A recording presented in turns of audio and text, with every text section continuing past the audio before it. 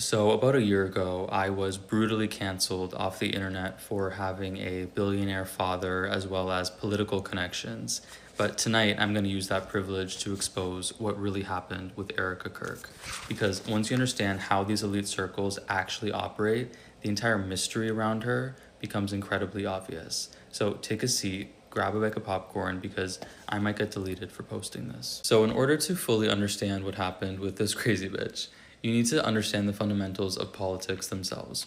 So, politics operate very much like a social club with a social hierarchy. So, at the very top, there are the billionaires who write nine-figure checks to the puppet class, also known as politicians, who in return give the billionaire class undying loyalty on the issues that matter to them most. Now, the most important thing for you to drill in your fucking head to really understand this story is that you may look at a President Obama, for example, and think that he is at the top of the social pyramid. That is absolutely not true. When there are these private dinner meetings with billionaires and with past presidents or potential future presidents or even a current president, they're at the very bottom of the fucking barrel. If you were to compare it to a social hierarchy in a high school, for example, the billionaire is the superintendent of the entire school board. And a President Obama, for example, is like the president of student council. He actually has no power over the school whatsoever. It's completely performative. Every single time you've ever voted, you are really voting for someone that was handpicked for you by a billionaire who doesn't want to run themselves because they are busy ruining the planet. And honestly, being a politician is seen, as I said, in these social circles, at these dinner parties, as a very lowly job. So, in summary, every single person who has made it to the level of a vice president or a president is nothing but a billionaire's bitch. So then this brings us to the fundamentals needed to understand the story of Charlie and Erika Kirk. So in 2018, a former pageant queen, Miss Arizona, Miss Erika Franzfey, stumbled into the brand new Turning Point USA office in Phoenix, Arizona. While she was there, she very quickly bumped into Charlie Kirk, who then flew her to New York City for her job interview at a burger joint, a restaurant called Bill's Burgers. At which point during the job interview, Charlie Kirk said, "Forget the interview, forget the job. I actually think I'm going to date you," because that's super professional, but that's what happened. Erika completely jumped at the chance to date Charlie because he was already anointed by the billionaire class that funded and controlled Turning Point USA as the person that was going to be the next president of the United States. This was not something that was a secret. This was not something that was implicit. This was something that was explicit in several conversations. Everybody knew that Charlie Kirk one day would run to be president, and it was a running comment, a running joke that Erika Kirk would one day be the first lady. This was her life goal, and this was the plan, and the only reason in 2021 she married Charlie Kirk. She did not marry Charlie, she married the trajectory of the presidency and proximity to power, which is what she always wanted.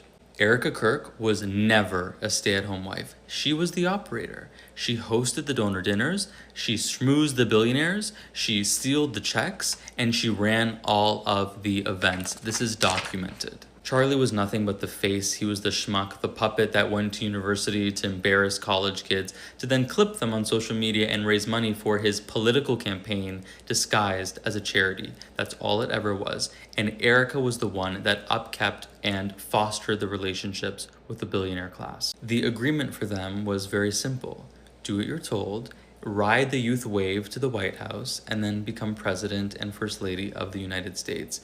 But things didn't go quite according to plan, because somewhere along the line, Charlie Kirk grew the tiniest little piece of a spine. So in 2024, Charlie began defecting on some issues that were very important to the billionaires that owned him, specifically issues regarding foreign policy. The donors began to panic that their puppet was defecting on the only issue that actually matters to them, so they attempted to appeal to him through the only lever of control they had left, which was his wife. Erika then began pestering Charlie every single night, which put immense strain on their marriage. Support the war, do what you're told, you're ruining everything that we built together, and it actually got to the point where this is documented that a priest had to be called to pray over their collapsing marriage, which I believe detonated the night of September 9th, the night before Charlie was murdered. Erika herself admitted on national television that at 2:30 in the morning, she urged Charlie to sleep alone in their daughter's room so he could rest better before Utah.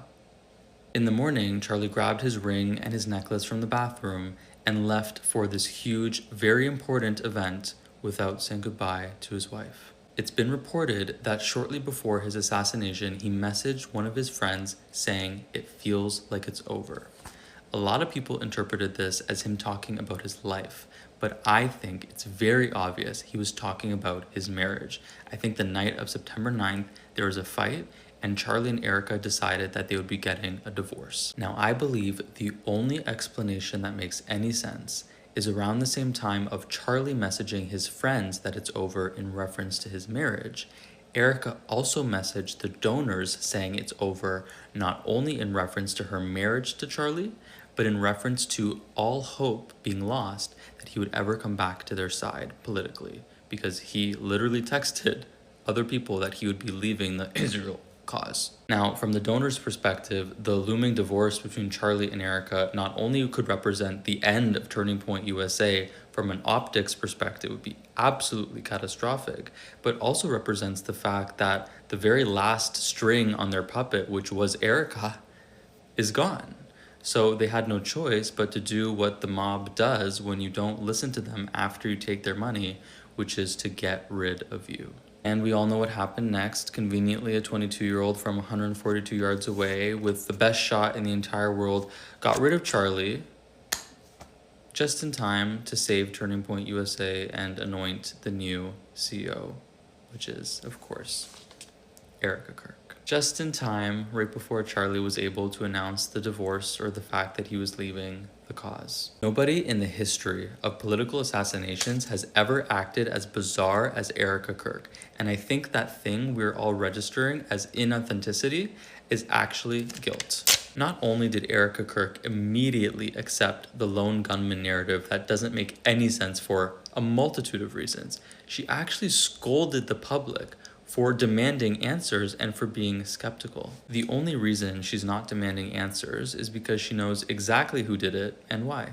Within 72 hours of the assassination, the domain Vance Kirk 2028 was purchased. Erika immediately sprints to take the throne of her dead husband by becoming CEO of Turning Point USA, and publicly forgives the shooter on camera before we can even actually establish if he really was the killer or if he acted alone. Bullshit, and if you believe that, you are a fucking idiot. And just this week, the orange puppet appointed her to sit on the exact same seat on the US Air Force Academy Board that Charlie once had, advising on foreign policy. The very foreign policy that created the emotional turbulence in her marriage with Charlie, leading to a divorce, and also the same foreign policy that ultimately got him killed. 2028 is already written. You can expect to see her name on the VP shortlist. There is a reason they are marketing her as the widow that overcame tragedy, and Erika is finally getting what she married for all along.